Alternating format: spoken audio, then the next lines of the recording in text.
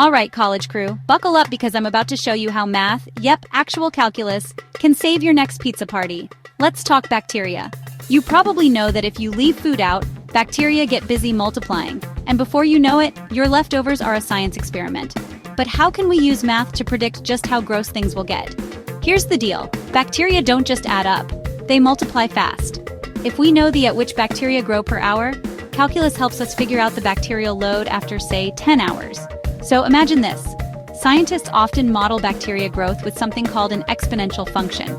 Don't panic, I promise it's friendlier than it sounds.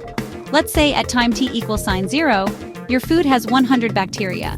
The rate at which bacteria increase at any time t is modeled by the function RT equals sine 100 e circumflex, 0.3t, where e is that famous number about 2.718 comma and 0.3 is the bacteria's growth rate per hour. But here's the real question. After 5 hours, how many bacteria are actually swimming around in your leftovers? That's where integration comes in. Integration is basically adding up all those little rate changes over time to get the amount. So, mathematically, we want to find the of RT from time 0 to 5 hours. Sounds fancy, but picture it like this. You're summing up every single bacteria added minute by minute from the moment you left your pizza out until you finally remember it at midnight. Let's break it down. The integral from 0 to 5 of 100 e circumflex, 0.3t dt. Doing the math, don't worry, you'd usually use a calculator or software for this.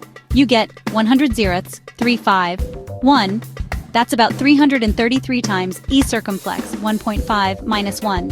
Plug those numbers in, and you'll get the total number of bacteria that have crashed your snack. Here's why this matters.